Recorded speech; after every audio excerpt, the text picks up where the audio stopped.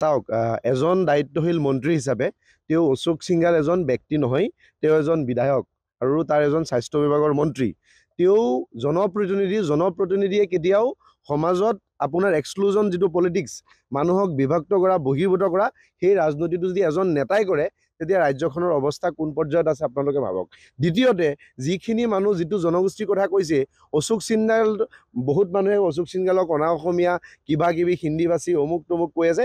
মই সেইবোৰ ক'ব নাযাওঁ, কাৰণ আমি অসমীয়া জাতি গঠন প্ৰক্ৰিয়াটোত বিশ্বাসী।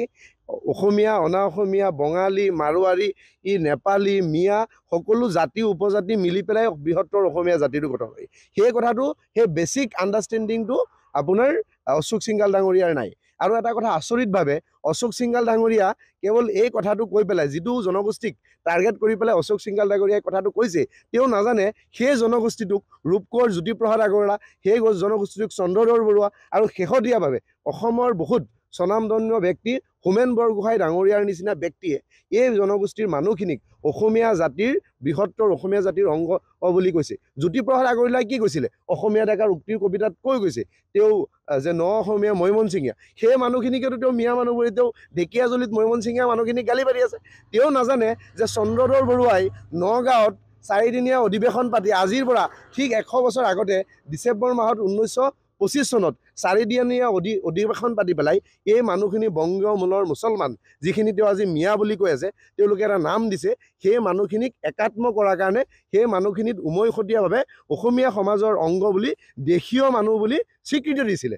আৰু মই এটা কথা স্পষ্টকৈ কৈছোঁ, কেৱল এই মানুহখিনি তেওঁ টাৰ্গেট কৰাই নহয়, তেওঁ এটা ডাঙৰ অপৰাধ কৰিছে। সেই অপৰাধটো কি? তেওঁ জ্যোতিপ্ৰসাদ আগৰৱালা, চন্দ্ৰধৰ বৰুৱা আদি কৰি যিমান অসমৰ স্বনামধন্য বিশিষ্ট ব্যক্তিসকল আছে, আগৰণুৱা অসমীয়াসকল আছে, তেওঁৰ সেই অসমীয়া জাতিৰ সত্তাটোক আঘাত কৰিছে।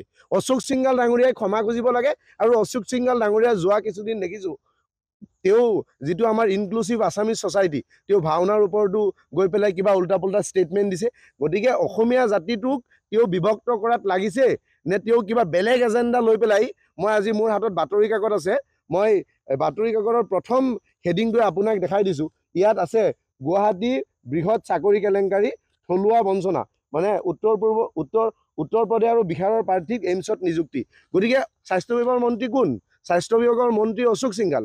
গতিকে বেছিক আণ্ডাৰষ্টেণ্ডিংটো আমি বুজি পাওঁ, বেছিক কথাখিনি, যে অশোক সিংঘালে কাক অসমীয়া মানুহৰ য'ত প্ৰভুত্ব আছে তাত কাক তেওঁ স্বীকৃতি দিব বিচাৰিছে আৰু কাৰ কাৰণে কাম কৰি আছে। আৰু এটা কথা মই আকৌ কৈছোঁ, জ্যোতিপ্ৰসাদ আগৰৱালা, চন্দ্ৰধৰ বৰুৱা, হোমেন বৰগোহাঁই তেওঁলোকক আঘাত কৰিছে, তেওঁলোকৰ সত্তাটোক আঘাত কৰিছে। অশোক সিংঘালে কেৱল এই এটা জনগোষ্ঠীক আঘাত কৰা নাই।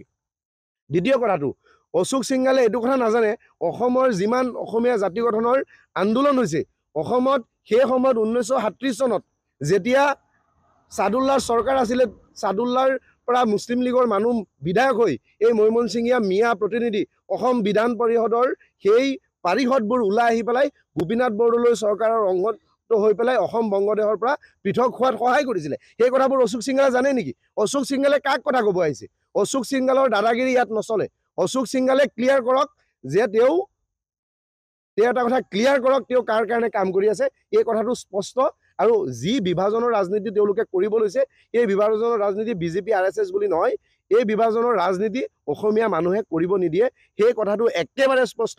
আৰু বিশেষকৈ মই আকৌ এটা কৈছোঁ, মুছলমান মানুহখিনিক, এই যিখিনি এটা বিশেষ জনগোষ্ঠী, মিয়া জনগোষ্ঠী বুলি কৈ আছে তেওঁলোকে, মিয়া মানুহখিনি, সেই মিয়া মানুহখিনিক ষ্ট্ৰাকচাৰেলি, ছ'চিয়েলি আৰু পলিটিকেলি যিটো এক্সক্লুজনৰ ৰাজনীতি কৰিব বিচাৰি আছে, বহিৰ্ভূত কৰিব বিচাৰি আছে, তেওঁ সেইটো কৰিলে তেওঁৰ যিটো অভিখণ্ড সেয়া অসাৰ হ'ব, সেয়া কেতিয়াও হ'ব দিয়া নাযায় আৰু সেয়া কেতিয়াও হ'বও নোৱাৰে।